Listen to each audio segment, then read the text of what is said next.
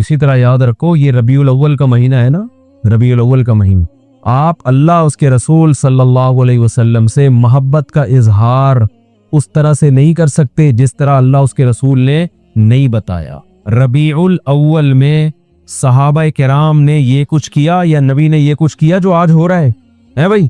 मैं एक टेक्निकल दलील दूं, देखो नबी सल्लल्लाहु अलैहि वसल्लम का जो यौम विलादत था ना, पीर का दिन था। कौन सा दिन था? ये पीर का दिन। ये तो सही हदीस से साबित है। अब सवाल पैदा होता है कि यौम विलादत क्या ईद का दिन हो सकता है कि नहीं हो सकता? बहुत से लोग कहते हैं यौम विलादत क्या है, ईद का दिन है, ईद मिलादुन नबी कहते हैं ना।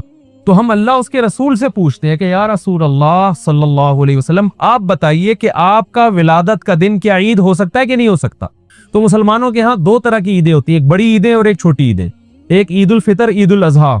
ये साल में ईद उल फितर भी एक दफा और ईद उल अजहा भी एक दफा। ये इसमें हम नमाज पढ़ते हैं, नहाते हैं, धोते हैं और मुसल्ले की तरफ जाते हैं, एक दूसरे को मुबारकबादें देते हैं, जानवर ज़बह करते हैं। सारी दुनिया में ये मनाई जाती है। क्या ख्याल है? और एक हफ्ते में एक ऐसी ईद है जो हर हफ्ते रिपीट होती है, जिसको जुमे का दिन कहा जाता है। ये भी छोटी ईद है। ये भी क्या है? इसमें भी कुछ ईद का लुक अल्लाह ने डाला है। इसमें भी खुतबा होता है और ईद उल फितर और ईद उल अजहा में भी क्या होता है? खुतबा। इसमें भी 2 रकतें, उनमें भी 2 रकतें। इसमें भी नहाते धोते हैं, सुन्नत है। और उन दोनों ईदों में भी क्या ख्याल है भाई? नहाते। उन दोनों ईदों में रोजा हराम और जुमे के दिन भी रोजा मकरू। खास जुम्मे को मखसूस समझ के रोजा रखना हदीस में इससे मना किया है। किसी का छुट्टी का दिन है या उसको आसानी है तो एक अलग बात है। इस नियत से रोजा रखना, क्या जुम्मे का दिन बड़ा दिन है तो मैं इसलिए रोजा रख रहा हूं, इसकी हदीस में मुमानात है। तो पता चला ईद का लुक आया कि नहीं आया इसमें। अब मुझे एक बात बताओ, यहूदियों के लिए मुकद्दस दिन और वो ईद जो हर हफ्ते रिपीट होती है, वो कौन सा दिन था हफ्ते का? यहूदियों के बाद ईसाई दुनिया में आए। ईसाइयों के लिए कौन सा हुआ? इतवार। तो हमारे लिए कौन सा होना चाहिए? पीर होना चाहिए था ना। जुम्मा कहां से बोल रहे भाई? हम और लेट आए तो हमारे लिए कौन सा होना चाहिए था? पीर। और वो नबी का यौम विलादत भी था। लेकिन नबी का यौम विलादत था, इसलिए अल्लाह ने पीर को नहीं रखा, रिवर्स कर दिया जुम्मे को, ताकि लोग यौम विलादत को ईद समझना ना शुरू कर दे। बहुत मुश्किल है भाई, पेशावर में बात समझाना बहुत मुश्किल है, बहुत। और ये अल्हम्दुलिल्लाह मैं बस ये छेड़ने के लिए करता हूँ। वो तो कराची में भी समझ में नहीं आती किसी के। इसमें ये जुमला मैं कराची में भी बोलता हूँ, लाहौर में भी बोलता हूँ। वो गैरत दिलाना मकसद होता है कि बोले यार इतनी आसान बात हमें समझ में नहीं, कैसी बात करो, एकदम बोझ में समझ में आ रही है, जोश में आके बोलते हैं, फिर आती है समझ। कुछ मसाइल गैरत के होते हैं। अब आप बताओ कितनी जबरदस्त लॉजिक की बात है कि होना पीर का दिन चाहिए था, लेकिन और वो यौम विलादत भी था, लेकिन उसको क्या कर दिया? रिवर्स। इतना काफी था इस उम्मत को समझाने के लिए कि नबी का यौम विलादत में ईद न बनाना, इतना काफी था। लेकिन नबी ने एक और काम किया। शायद नबी को मालूम था, अल्लाह ने बता दिया था कि ये उम्मत बाज नहीं आएगी, तो नबी ने एक और काम किया कि पीर को आपने रोजा रखा। सही बुखारी मुस्लिम की हदीस है। साहबा ने पूछा आप रोजा क्यों रखते? फरमाया मेरा यौम विलादत है। ईद के दिन रोजा रखना जायज है? क्या मतलब? रोजे का, ईद का जो थोड़ा सा भी तस्वुर था ना यौम विलादत में, उस तस्वुर के बिल्कुल खुरच के जड़ से खात्मा कर दिया कि रोजा और खुशी का दिन जमा नहीं हो सकते, और आप फिर यौम विलादत को यौम ईद कह रहे हो। तो ये वो कोशिश है जो अख्फल कोशिश है, ये अल्लाह उसके रसूल की बताई हुई कोशिश नहीं है। खुशी में खाया जाता है, रोजे नहीं रखे जाते। हमारे नबी रोजा रखे, तभी आप देखो सऊदी अरब में सब अरब अक्सर रोजा रखते हैं पीर के दिन, सुन्नत है। हमारे यहाँ रिवाज नहीं है। जुमेरात का भी रखते हैं, पीर का भी। पीर का, जुमेरात का तो किसी भी वजह से रख लिया, लेकिन पीर का इसलिए रखा कि यौम विलादत है मेरा। तो खुशी में खाना खाया जाता है। रोजा तो खाना पीने से बचने का नाम। इसकी मैं 2 मिसालें दे देता हूं ताकि और समझ में आ जाए। आपकी शादी हो गई, फर्ज करो, यानी माशाल्लाह, फर्ज करो शादी हो गई। दोस्त मिलते हैं, यार सुने तेरी शादी हो गई, खुशी में क्या खिलाएगा? यही कहते हैं ना। आपने कहा इतनी मुझे खुशी हुई है कि कल सुबह ना मैं नाश्ता करूंगा ना तुम नाश्ता करना, हम खाने से क्या करेंगे? अवॉइड करें। तो कहेगा बे तेरा बाप दुनिया से चला गया है जो गम में नहीं खा रहा तू। हदीस में आता है ना, जिस घर में मैयत होती है तो लोग गमजदा होते हैं, तो उनको खिलाओ जाके, क्योंकि वो खा नहीं सकते बेचारे, गम में होते, पकाते नहीं है। आपका बेटा पास हो गया इम्तिहान में अच्छे नंबरों से, लोग पूछते हैं भाई बड़ा मजा आ रहा है यार, क्या खिलाएगा? आपने कहा डिनर का ना है, आज तुम भी रात को भूखे सोगे और मैं भी भूखा सोगे। तभी ईद के दिन रोजा नहीं है भाई। रोजा और ईद एक दूसरे के बिल्कुल अपोजिट हैं, जिद हैं। हमारे नबी ने यौम विलादत में रोजा रख के बता दिया कि आज का दिन ईद नहीं हो सकती। और एक और बात, मुसलमानों की ईदें ईद उल फितर और ईद उल अजहा रात में होती है, सुबह होती है? बोलो ना भाई, फिर इसमें सुबह होती है रात को होती है? रात में होती है। इस्लाम में ईदें सुबह के वक्त में रखी गई हैं, क्योंकि रात में इंसान शराब कबाब की तरफ जाने का खतरा, अय्याशी की तरफ, रंग रलियों की तरफ जाने का खतरा ज्यादा होता है, बत्तियों की तरफ जाने का खतरा ज्यादा होता है। तमीज से नहीं मनाता वो। सुबह बदतमीजी से ईद मनाई नहीं जा सकती सुबह के टाइम में, है भाई? सुबह तो नहा धोगे नमाज पढ़े। जुम्मे को भी दिन की रोशनी में रखा गया है, जुम्मा रात में ही रखा गया। इस्लाम के सारे त्योहार कब हो रहे हैं? और ईद मिलादुन नबी सुबह मनाई जाती है या रात को? जोश और खरोश आता है रात के, बत्तियां, फिर नाच गाने भी होने लगे आजकल तो, केक काटना शुरू हो गए, ब्रेक डांस शुरू हो गया माजरत के साथ। कोई नाच रहा है, कोई नबी की मोहब्बत में नाच नाच के गिर गया नीचे, है जी, पता नहीं क्या क्या कर रहे होते हैं। ये वो कोशिश है जो आपकी अख्पल कोशिश है, ये अल्लाह रसूल की बताई हुई कोशिश नहीं, बल्कि अल्लाह रसूल इसके खिलाफ बता रहे हैं। समझते हो बात को कि नहीं समझते हो? तो छोड़ दो ये सब कुछ। तो अल्लाह ने कुरान में क्या फरमाया? पहली शर्त नियत आखिरत, दूसरी शर्त कोशिश भी करे, तीसरी शर्त कोशिश भी अपनी नहीं बल्कि आखिरत वाली कोशिश, चौथी शर्त वहुवा मुमिनुन, तौहीद परस भी हो, ईमान भी हो। कुफर के साथ ये नेकियां कबूल नहीं है। काफिर अगर अल्लाह को राजी करने के लिए करोड़ों लोगों को खाना खिलाए, दुनिया में अजर मिल जाएगा, आखिरत में कोई अजर नहीं मिलेगा। तभी गैर मुस्लिम मैयत के लिए दुआ नहीं कर सकते, जिंदा के लिए कर सकते हैं। गैर मुस्लिम तो मर गया तो उसके लिए दुआ की भी, रेस्ट इन पीस भी नहीं कह सकते उसको। अब जो मर गया, आजकल लोग कह रहे होते हैं उसकी रूह को अल्लाह जो है ना अमन में रखे, बस अल्लाह ने पाबंदी लगा दी। तो वहुवा मुमिनुन, ईमान क्या मतलब? मजार परस्ती ये ईमान है या शिरक है? शिरक है ये। निदा लिगैरिल्लाह, सिर्फ या अल्लाह मदद चलेगा अल्लाह के यहाँ, और कोई नारा अल्लाह के यहाँ काबिल कबूल नहीं। हम कहते हैं इय्याका नअबुद व इय्याका नस्तईन, सिर्फ तुझसे तेरी इबादत करते हैं और मदद सिर्फ, ये सिर्फ का लफ्ज भी लगा हुआ है इस तर्जुमे में, क्योंकि मफूल बिही जो ऑब्जेक्ट है ना उसको पहले कर दिया। एक होता है नाबुदू का, इसका मतलब है हम तेरी इबादत करते हैं, और का को उठा के इया का बना के पीछे ले आया, तो अरबी ग्रामर जो जानते हैं इसका मतलब है सिर्फ तेरी, सिर्फ तुझसे मदद, इया का नस्तईन, तेरे अलावा किसी से मदद नहीं मांगते। तो शिर्क के साथ मेरे भाई कोई अमल मकबूल नहीं है।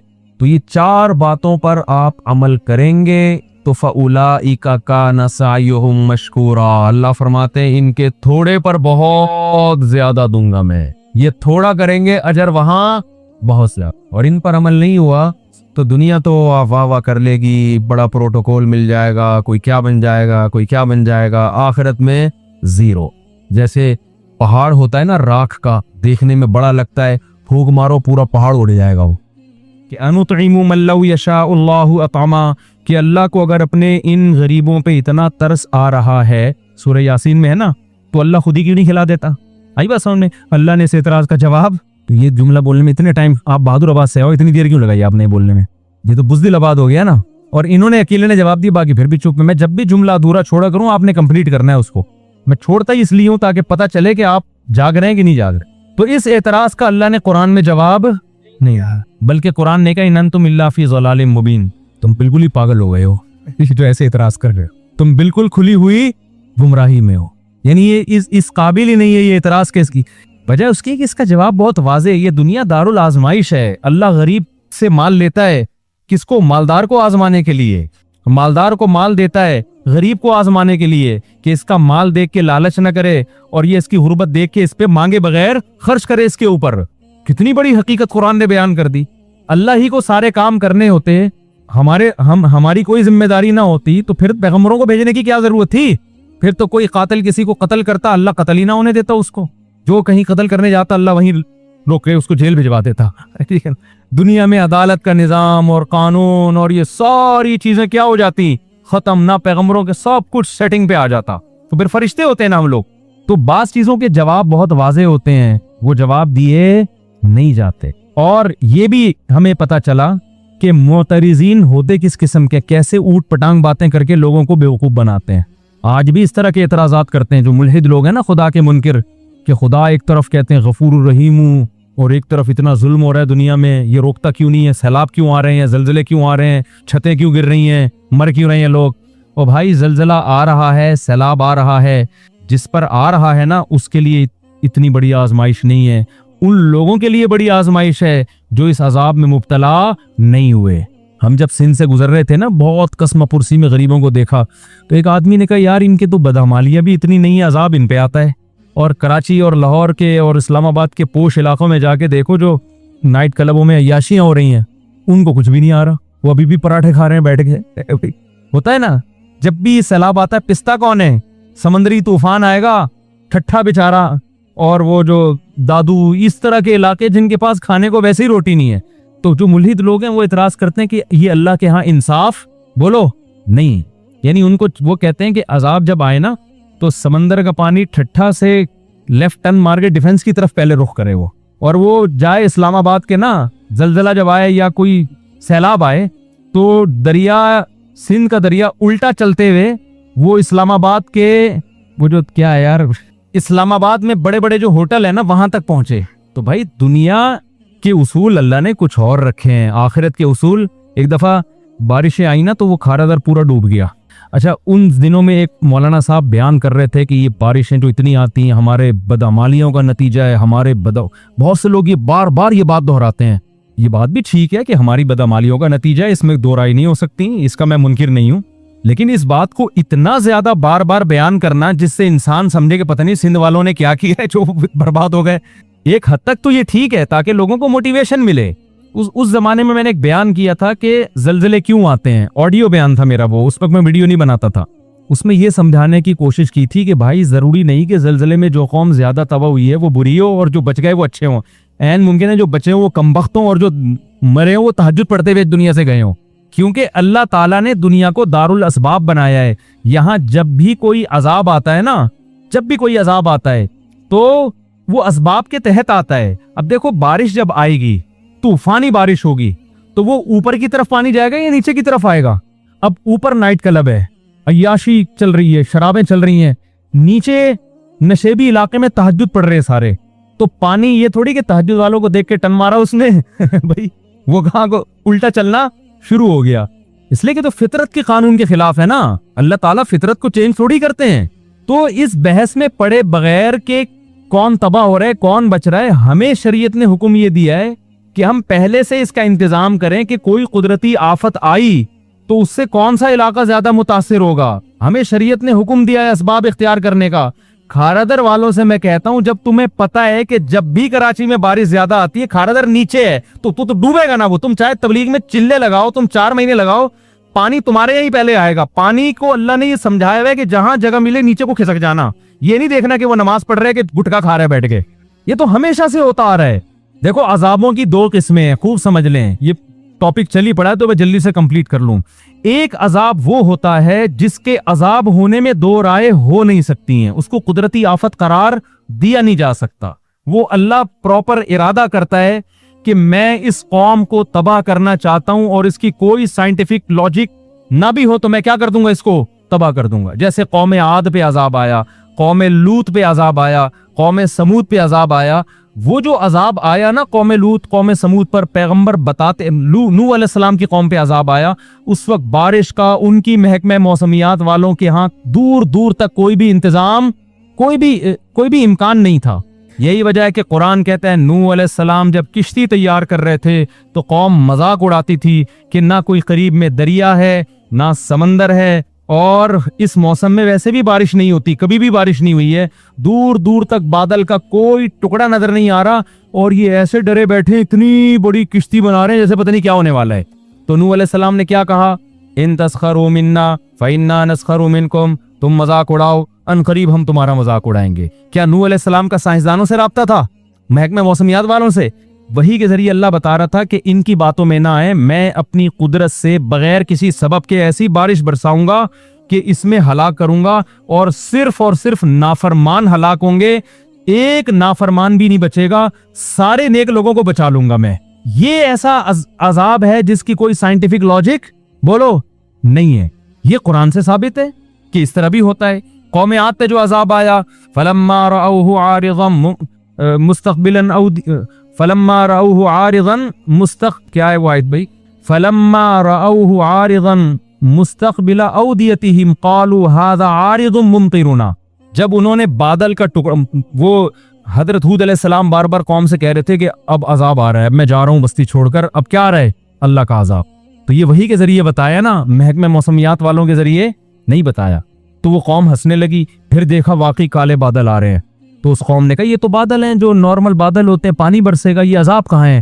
تو انہوں نے کیا بل ہوا، وہ کیا ہے، ھذا عارض قال بل ہوا مستعجلتم به ریح فیہا عذاب علیم، بارش نہیں ہے، یہ وہ عذاب ہے جس کی تم جلدی مچا رہے تھے، اور اس سے پانی کے بجائے پتھر برسیں گے آسمان سے۔ تو یہ وہ تھا کہ اس وقت جاپان کے سائنسدان بھی بیٹھے ہوئے ہوتے ہیں نا، محکمہ موسمیات والے، وہ بھی یہ کہتے ہیں یار اس کی کوئی سائنٹیفک لاجک نہیں ہے۔ بالکل ایسا ہی ہے جیسے عیسیٰ علیہ السلام بغیر باپ کے پیدا ہو گئے، کوئی لاجک ہے اس کی سائنٹیفک؟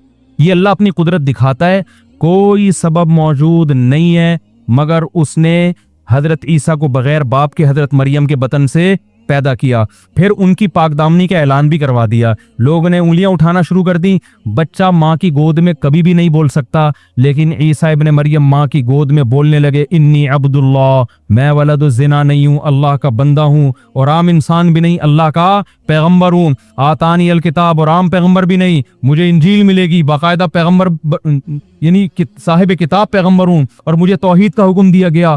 تبھی بہت سارے جو اس وقت یہودی تھے وہ آپ پر ایمان لے آئے، اور پھر وہ جانتے تھے کہ مریم پاک دامن، یہ خاندان کتنا پاک دامن، تو اللہ پھر نا وہ ساری باتیں illogical ہو رہی ہوتی ہیں، وہ ساری باتیں۔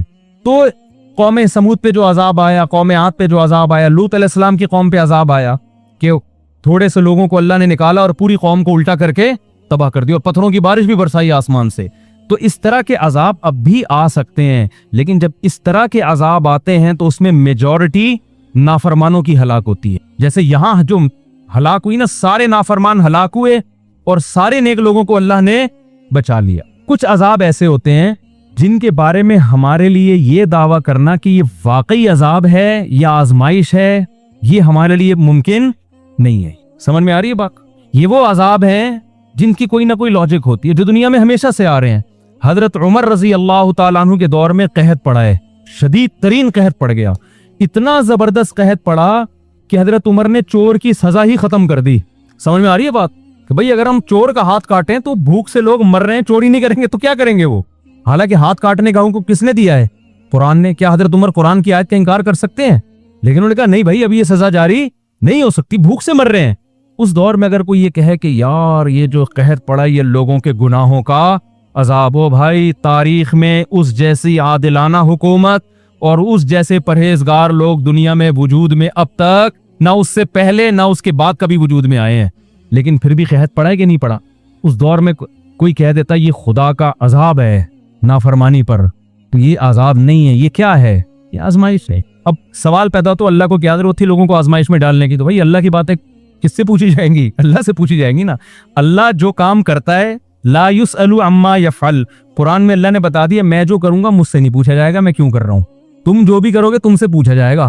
اب اللہ نے سیلاب بھیج دیا نا، یہ اللہ نے بھیجا ہے، اللہ سے نہیں پوچھا جائے گا اللہ کیوں بھیجا، ہم سے پوچھا جائے گا جب آ گیا اتنے لوگ مر گئے تم نے مدد کیوں نہیں کی ان کی، یہ ہم سے پوچھا جائے گا کہ تم نے اپنی اگر کوئی کہے کہ اللہ نے کوئی سندھ کی عوام پہ اتنا ترس آ رہا تھا تو اتنا بڑا عذاب بھیجا کیوں اللہ نے، تو اس کا مطلب آپ سوال کس سے کر رہے ہو؟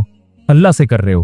تو اللہ سے نہیں پوچھا جائے گا، پوچھا ہم سے جائے گا، تو اللہ نے تو جو کرنا ہے وہ کرے گا، پوچھا ہم سے جائے گا کہ تمہاری جو اس موقع پہ ذمہ داری تھی وہ تم نے پوری کی ہے یا نہیں کی۔ تو میں دوسری قسم جلدی اس کو ڈیفائن کر دوں تو یہ قسم وہ ہوتی ہے جو نیچرل ہے، جو دنیا میں ہمیشہ سے ہو رہی ہے، چاہے عادلانہ حکومت ہو یا ظالمانہ حکومت ہو۔ قحط بھی دنیا میں آتے ہیں، نارمل ہے، بارشیں بھی رک جاتی ہیں، زلزلے بھی آتے ہیں۔ اب جاپان میں جو صبح و شام زلزلے آ رہے ہیں اس کا یہ مطلب نہیں ہے کہ جاپانیوں نے کوئی الگ سے ظلم دنیا میں کیا ہوا ہے، وہ تو پٹے ہیں بیچارے، اس سے ہیروشیما اور ناگاساکی کے بم کے مارے ہوئے لوگ ہیں، تو آنا تو ان پہ آ چاہیے تھا زلزلے، جو امریکہ پہ آنا چاہیے تھا نا، جنہوں نے ہیروشیما کو اور ناگاساکی کو تباہ کیا، آ کس پہ رہے؟ اب وہ قیامت کے دن اللہ سے کہیں اللہ ٹھیک ہے ہم کافر تھے، ہم چینگ پونگ کرتے تھے، لیکن ہم تو آدھی سزا تو ہمیں دنیا میں مل گئی تھی ہیروشیما اور ناگاساکی پہ، تو پھر بھی عذاب آ رہے ہیں، تو ہم کیا کہیں گے؟ بھائی جو پہاڑی علاقہ ہے اس میں زلزلے زیادہ آتے ہیں، سوات مردان میں زلزلے زیادہ آتے ہیں، کراچی میں کم آتے ہیں، بدماشیاں کراچی میں زیادہ ہیں، سوات مردان میں کیا ہیں؟ کم ہے۔ لاہور میں تو ماشاءاللہ کوئی لاہوری بیٹھے ہو تو پیش کی معذرت، سب سے کم زلزلے کہاں آتے ہیں؟ میرے خیال ہے لاہور میں آتے ہیں۔ تو یہ نیچرل ہے۔ اب دیندار آدمی کیا کرتا ہے؟ وہ کیا کرتا ہے کہ بجائے اس کے کہ تو نے نیچے اپنا گھر بنایا ہوا ہے اوپر چلا جا، وہ اوپر جانے کے بجائے نیچے تہجد زیادہ اخلاص سے شروع کر دیتا ہے. سمجھ میں آ رہی ہے بات؟ وہ نیچے کھارا در میں ہے نا، پانی آیا، اکثر کھارا در ڈوب جاتا ہے پانی میں، تو وہ کیا کرتا ہے کہ یار ہمارے گناہوں کی سزا میں پانی آگے، ہم ڈوب گئے، اب ہم کیا کریں گے، اب گٹکے سے بھی میں توبہ کر رہا ہوں آئندہ کے لیے، اب میں چلے کی جماعت میں نکل رہا ہوں تاکہ عذاب نہ آئے.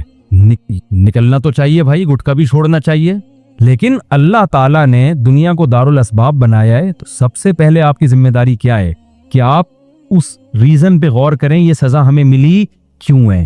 آپ کراچی میں نشیبی جگہ پہ کیوں رہتے ہو بھائی؟ اوپر کیوں نہیں چلے جاتے آپ؟ اس پہ بھی لوگ، اور یہ بھی جرم ہے گناہوں، اگر یہ گناہ کی وجہ سے عذاب آیا ہے نا تو نیچے رہنا بھی ایک گناہ ہے. کہ جب آپ کو پتا ہے کہ ملک میں ڈیم ہے نہیں، جن کے پاس وسائل ہیں، جن کے پاس وسائل نہیں ہیں وہ تو بیچارے مجبور ہیں نا، جن کے پاس وسائل ہیں میں ان کی بات کر رہا ہوں. جب آپ کو پتا ہے کہ نیچے ہمارے ملک میں ڈیم نہیں ہے اور تباہی آتی ہے تو آپ کو خود بھی تو خیال کرنا چاہیے نا. اب آپ جاپان میں جا کے مضبوط عمارت بناؤ اور زلزلہ پروف نہ ہو، تو آپ وہاں روزانہ سہ روزے کا اجتماع رکھو گے، فضائل اعمال کی تعلیم ہوگی نا. جو کافر شراب پی رہے ہیں نا نائٹ کلب میں، وہ بچ جائے گا زلزلے میں، آپ کیا ہو جاؤ گے؟ انا للہ ہو جائے گا آپ کا. تو اس میں اللہ کا قصور نہیں ہے، اس میں قصور کس کا ہوگا؟ آپ کا. کہ جب آپ کو پتا ہے کہ اس جگہ زلزلے زیادہ آتے ہیں، آپ نے زلزلوں سے بچنے کی کوشش کیوں نہیں کی؟ تو عذاب بعض دفعہ خالصتاً عذاب ہوتا ہے، اور بعض دفعہ جو ہوتا ہے اس میں ہم 100% یہ نہیں کہہ سکتے کہ عذاب ہے، وہ قدرتی حادثہ بھی ہوتا ہے، لیکن حدیث میں اس کو بھی عذاب کہا گیا ہے. کس معنی میں کہا گیا وہ میں بھی بتاتا ہوں. جیسے حدیث میں آتا ہے کہ حضرت عائشہ رضی اللہ تعالی عنہا نے نبی سے عرض کیا، یا رسول اللہ، یہ طاعون کیا چیز ہے جو وبا پھیلتی ہے نا، طاعون؟ آپ نے فرمایا عذاب یبعثہم اللہ علی من یشاء من عبادہ، اللہ کی طرف سے ایک عذاب ہے جس پہ چاہے اللہ مسلط کر دیتا ہے، لیکن آگے آپ نے فرمایا کہ اہل ایمان کے لیے اس کو رحمت بنا دیتا ہے. تو اس سے پتہ چلا کہ اس کا عذاب ہونا یقینی ہر ایک کے لیے نہیں ہے، یہ قدرتی حادثے ہیں. تو جتنے بھی قدرتی حادثے دنیا میں ہوتے ہیں، ایک تو وہ دو حادثوں کی قسمیں سمجھ میں آ گئی نا. ایک تو وہ جو قوم لوط، قوم نوح پر، اس کی کوئی سائنٹیفک لاجک نہیں تھی، اللہ نے اپنے ارادے سے، جیسے حضرت ابراہیم کو آگ میں بچا لیا اور بغیر باپ کے حضرت عیسیٰ کو پیدا کر دیا، تو بغیر کسی لاجک کے اللہ نے آسمان سے پتھر برسا کے قوم کو ہلاک کر دیا. لیکن کچھ ہوتے ہیں جن کی سائنٹیفک لاجک ہوتی ہے. دنیا میں جب گیس اتنی نکل رہی ہے نا تو زلزلے خود بخود آئیں گے. کتنی گیس، کتنا پیٹرول تو ہم نکال رہے ہیں نا، تو نیچے سے زمین خالی ہو رہی ہے کہ نہیں ہو رہی؟ تو جب زمین ذرا سرکتی ہے کہ تھوڑا سا یہاں سے خالی ہو گئی ہوں، تھوڑا سا اپنا ادھر کروٹ لوں میں، تو زمین کی کروٹ، چھوٹی کروٹ بولو، وہ بڑے بڑے پہاڑوں کو ہلا دیتی ہے. وہ تھوڑی سی یوں ہی لاکھوں لوگ ایسے یوں ہوئے کہ اب دوبارہ پرانی پوزیشن میں آ ہی نہیں رہے. تو یہ جو اس قسم کے حادثات ہوتے ہیں، ان کے بارے میں نبی صلی اللہ علیہ وسلم نے دو ٹوک بتا دیا کہ یہ نافرمان کے حق میں عذاب ہیں، فرما بردار کے حق میں کیا ہے؟ رحمت. تو سندھ کی عوام یا بلوچستان یا KPK میں جو مصیبتیں آئی ہیں، تو نیک لوگوں کے لیے کیا ہے؟ یہ رحمت ہے. برے لوگوں کے لیے کیا ہے؟ یہ عذاب ہے. تو ہر قدرتی حادثہ وہ برے کے لیے عذاب ہوتا ہے، نیک کے لیے کیا ہوتا ہے؟ رحمت. اس سے پتہ چلا ہے کہ وہ نیک پر بھی آ سکتا ہے. اس سے کیا پتہ چلتا ہے؟ وہ نیک پر بھی آ سکتا ہے. اب اسی میں آپ دیکھ لیں جو دینداروں کی حماقتیں. جب یہ کورونا پھیلا ہے نا، تو اس میں لوگوں نے کیا باتیں کرنا شروع کر دی تھی. میں بہت عرصے بعد کورونا پہ آیا ہوں، لیکن اب یہ ٹاپک کو سمجھانے کے لیے کہ جی مسجدوں میں نہیں آئے گا یہ کورونا، مسجدوں میں کیا ہوگا؟ ہم تو وہاں اللہ اللہ کرنے جاتے ہیں، وہاں وبا کیسے آئے گی؟ تو یہ تو حدیث سے یہ بات ثابت ہے کہ جتنی بھی قدرتی حادثات ہیں متاثر اس سے سب ہوتے ہیں. تبھی تو نبی نے فرمایا مومن کے لیے وہ رحمت بن جائے گی اور کافر کے لیے وہ عذاب بن جائے گی، نافرمان کے لیے عذاب بن جائے گی. تو نبی نے یہ تو نہیں کہا حضرت عائشہ سے کہ یہ طاعون اللہ کا عذاب ہے جس سے صرف کافر متاثر ہوگا، مومن کو یہ کچھ بھی نہیں کہے گی. یہ کہا نبی نے؟ کب کہے گی اس کو بھی لیکن اس کے جب وہ تکلیف میں آئے گا تو گناہ معاف ہوں گے، مرے گا تو شہادت کا درجہ ملے گا. کیا خیال ہے؟ تو اس سے پتہ چلتا ہے بھائی وہ سینما گھر میں بھی جائے گی وبا، چاہے وہ کورونا ہو یا طاعون ہو، وہ مسجد میں بھی اسی سپیڈ سے آئے گی جس سپیڈ سے سینما گھر میں جا رہی ہے. تو لہذا اگر سینما گھر میں احتیاط کرنی ہے تو کہاں ہے؟ مسجد میں بھی اسی طرح احتیاط کرنی ہے. اب آپ یہ کہہ سکتے ہیں کہ جب نبی نے کہہ دیا کہ یہ وبا یہ رحمت ہے مسلمانوں کے لیے، تو رحمت تو لینی چاہیے نا، تو اس سے بچنا تو نہیں چاہیے.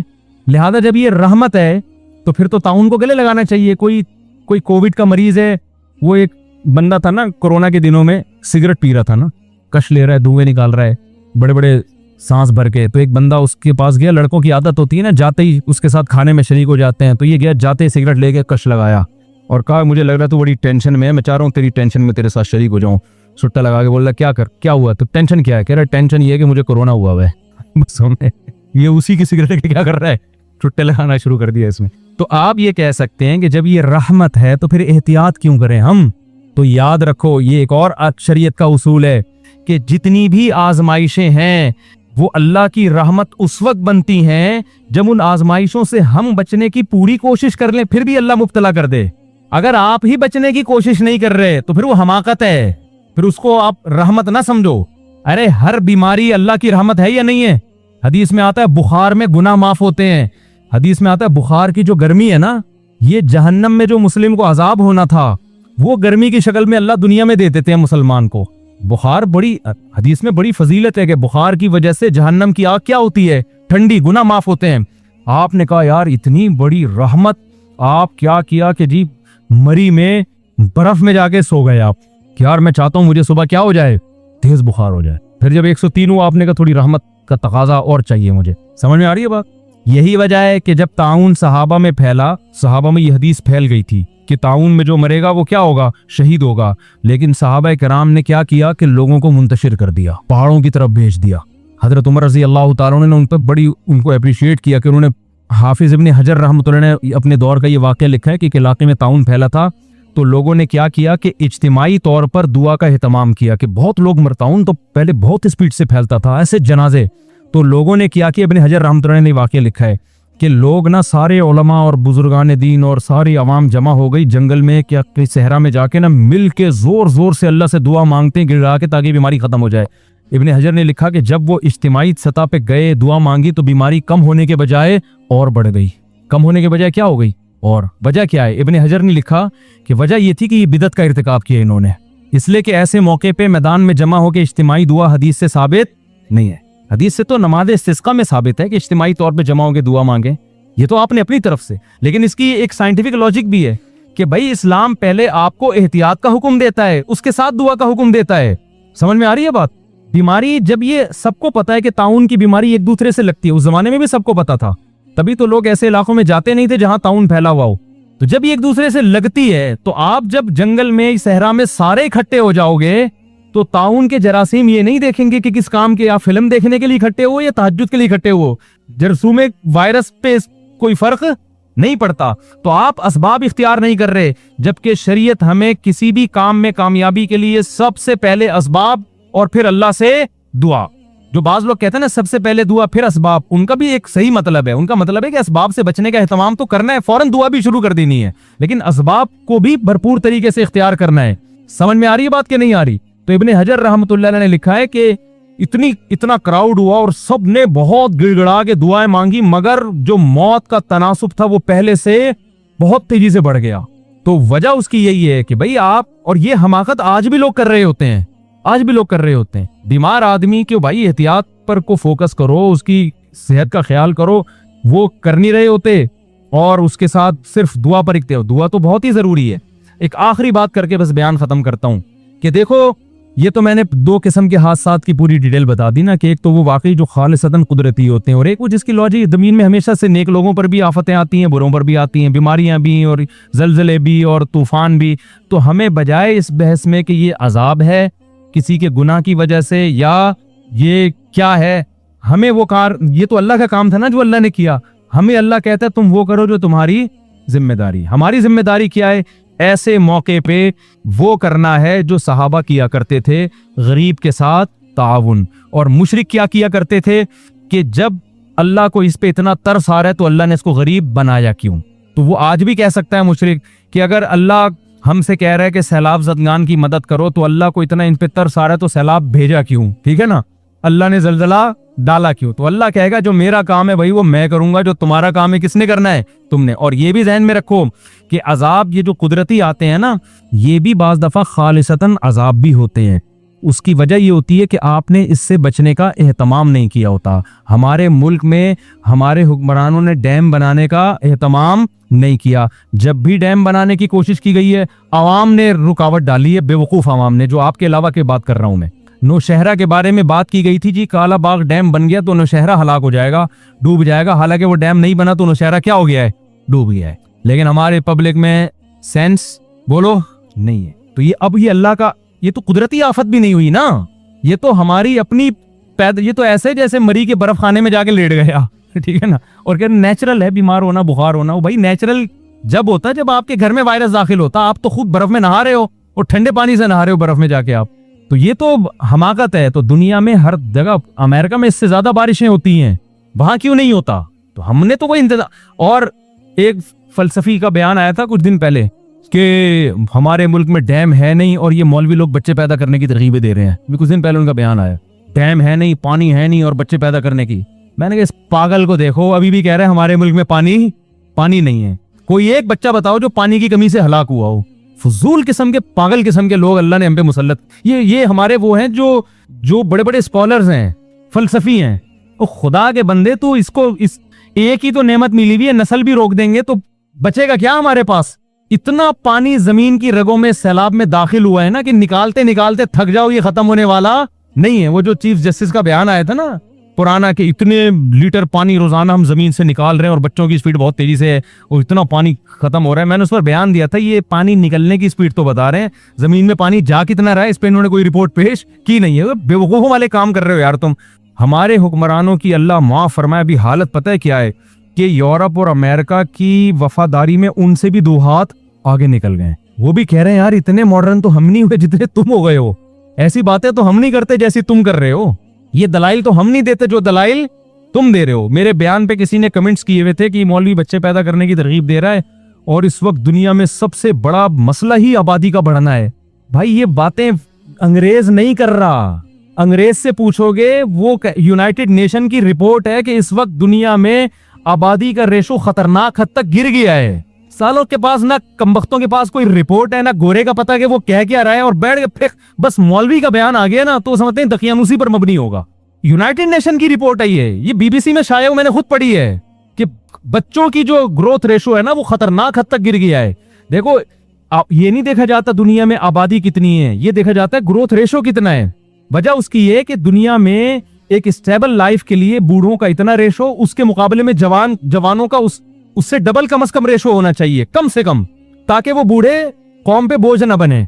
अब रेशो जो दुनिया जिस तरफ जा रही है ना, बूढ़ों का बढ़ता जा रहा है, जवानों का या तो कम हो रहा है या उतना ही है। ये ओवरऑल दुनिया को देखा जाए तो ये तबाही की तरफ जा रही है। तभी तो अमेरिका, कनाडा और इतने बड़े बड़े मुल्कों में बच्चों के पैदा करने पर कोई पाबंदी नहीं है, वो तो पैसे दे रहे हैं यार। ऑस्ट्रेलिया में बच्चा पैदा करने पर पैसे मिलते थे, तो पाकिस्तानियों ने इसके अलावा सारे काम छोड़ दिए वहां जाके। तो ऑस्ट्रेलिया ने लॉ चेंज कर लिया कि यार ये कमबख्त तो आगे कुछ कर ही नहीं रहे सिवाय बच्चे पैदा करने के। तो मैं जब ऑस्ट्रेलिया गया मैंने उनको कहा कि भाई आपने को गवर्नमेंट ने अलाउंस देना बंद कर दिए, तो इससे आपकी स्पीड पे फर्क नहीं आना चाहिए। आप दूसरा काम भी करें लेकिन स्पीड आप वही रखें जो आपकी माजी में थी, ठीक है। स्पीड क्यों? इतना बड़ा कंट्री ऑस्ट्रेलिया, बरसाती मेंढकों की तरह भी बच्चे पैदा हो भरने वाला नहीं है। 5-5 घंटे तो एक शहर से दूसरे शहर जाने में लगते हैं। बलोचिस्तान जाके देख लो यार, स्पेस ही स्पेस है। और ये कह रहे हैं मुल्क में जगह वो जगह नहीं है, स्पेस कम है। ग्राउंड कराची से हैदराबाद चले जाओ ना, इतनी स्पेस है। आदमी कहता है कितनी भी स्पीड से पूरी दुनिया को देखो तो क्या होगा हाल। बिल्कुल इनको सिर्फ मौलवियों से नफरत है। ये समझते हैं मौलवी पढ़े लिखे नहीं है, इनको मालूमात नहीं है। भाई जो चीज मुशाहिदे से नजर आ रही है उसमें क्या आपको कैलकुलेशन करने की जरूरत है? तो फजूल किस्म की बातें। तो वो एक ने फेंकती थी हमारे चीफ जस्टिस साहब ने कि जमीन से इतना पानी, इतने, वो कैलकुलेशन बताता हूँ, इतने करोड़ गैलन निकल रहा है बेटा, अब तो मर गए अगले साल। कमबख्तो जा कितने करोड़ गैलन रहा है। अभी जो जमीन की रगों में इस बारिशों में पानी गया है ना, नस्लें खा पी सकती हैं ये पानी। और अगर डैम बने हुए होते कितनी बिजली पैदा होती उसमें। जो है ना, आप जो मछलियों की जो ब्रीड कितनी कर सकते थे, उसमें 20 यूं काम हो सकते हैं। सारा जोर करोड़ों रुपए का सरमाया बच्चों की स्पीड रोकने पर लगाया हुआ है, जो पैसा आपका वहां खर्च होना चाहिए। हत्ता के रोका जा रहा है नस्ल को कि बच्चे तालीम याफ्ता नहीं होंगे लिहाजा 2 ही अच्छे। और आपको पता है एजुकेशन पे इतना खर्च नहीं हो रहा जितना फैमिली प्लानिंग पे खर्च हो रहा है। ये भी आपको हम लतीफे सुना रहा हूं मैं बैठ के, यानी लतीफे से मुराद खबरें सच्ची है लेकिन ये हमारी गवर्नमेंट के लतीफे हैं। यानी तालीम के नाम पे ना कि बच्चे कम होंगे तो एजुकेटेड होंगे, तो उसमें फैमिली प्लानिंग के लिए जो बजट रखा है ना ताकि बच्चे एजुकेटेड हों, वो एजुकेशन के लिए इतना बजट नहीं है। समझ रहे हो ना? तालीम को फरोग देने पर इतना पैसा खर्च नहीं हो रहा जितना माने हमल तदबीरें کے لیے اور جو اس کے لیے جو لیکچرز ہو رہے ہیں اور اس کے لیے جو موٹیویٹ کیا جا رہا ہے عورتوں کو گاؤں گاؤں جا کے, اس پہ زیادہ پیسہ خرچ ہو رہا ہے. تو سارے فضول قسم کی. اللہ کا شکر ہے اللہ نے ہمیں مدرسے میں پڑھا لیا, میں تو اللہ کا بڑا شکر ادا کرتا ہوں, تاکہ ہمارا گھر بھی الحمدللہ اس بہانے آباد ہو گیا, ورنہ ہم بھی پڑھے ہوئے ہوتے تو آج ہماری ایک بیوی ہوتی, ایک آدھ بچہ ہوتا, میری زندگی کا سارا مزہ ہی خراب ہو گیا تھا یار. ابھی تو ہم کسی ملک سے آتے ہیں, ایسے بچے انتظار کر رہے ہوتے ہیں, ابا آ رہے ہیں, ہر سائز کا بچہ ہے ماشاءاللہ, بیٹے بھی, اللہ نظر بد سے بچائے. میں تو کہتا ہوں یار اسلام کا یہی ایک احسان ہمارے اوپر اتنا بڑا ہے کہ اسلام نے ہمارے گھر کو آباد کر دیا, اور بڑھاپے میں یہ سارے جوان ہو چکے ہوں گے انشاءاللہ, یہ سارے جوان ہو چکے ہیں بڑھاپے میں, اس کے اپنے مزے ہیں. تو پتہ نہیں وہ دو بچے لے کے کیا کر رہے ہیں یار لوگ. تم ٹھیک ہے, یہ بھی ان کو بھی پھینکنا نہ کہیں, یہ بھی اچھے ہیں. گھر بھرا ہوا ہو, ہزار گز کے بنگلے, دیواریں کھا رہی ہیں یار, آبادی نہیں ہے گھروں کے اندر. بڑھاپے میں اپنے مزے, داماد ہوں گے ہول سیل کے حساب سے, بہویں ہوں گی, ان کے بچے ہوں گے, دادا پٹھانوں میں جا کے پشاور میں دیکھو دادا کے مزے ایسے ہیں آپ مائیکل جیکسن کے مزے بھول جاؤ گے. میں تو دیکھتا ہوں نا جا کے پٹھانوں میں, پشاور مردان, وہ ایک دادا بیٹھا ہوگا, وہ میرا پوتا ہے, وہ نواسا ہے, یہ 8 چاچے ہیں, یہ پتہ نہیں اتنی بڑی فیملی ہوتی, دادا بیٹھ کے کھا رہا ہوتا ہے اکیلا, اور عزت بھی مل رہی ہوتی ہے اس کو. تو خیر اب یہ تو ٹاپک میں کئی بار چھیڑ چکا ہوں, کہاں سے کہاں چلے ہم. اصل بات کہہ رہے تھے غریبوں کو کھانا کھلا دیا. ہاں آخری بات جو ہے نا وہ یہ رہ گئی تھی کہ ہمارے یعنی سبق کے لیے ہمیں ہر مصیبت کو اپنے لیے عذاب ہی سمجھنا چاہیے. یہ شریعت کی تعلیم ہے, چاہے حقیقت میں وہ عذاب ہو یا نہ ہو, ہمیں یہ سمجھنا چاہیے.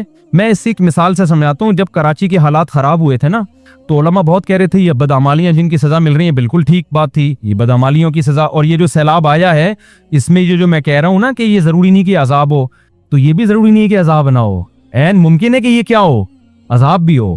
ہمیں کیا کرنا ہے؟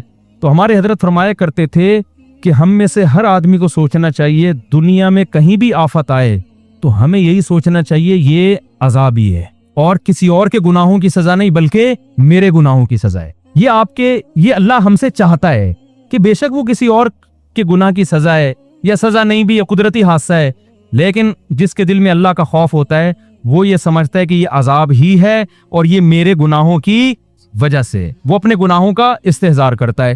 دیکھو نبی سے بڑھ کر دنیا میں کوئی ہو سکتا ہے؟ حدیث میں آتا ہے جب بھی مدینہ میں گہرے بادل آتے تھے آپ صلی اللہ علیہ وسلم خوف زدہ ہو جاتے اور مسجد میں جا کے دعائیں مانگنا شروع کر دیتے.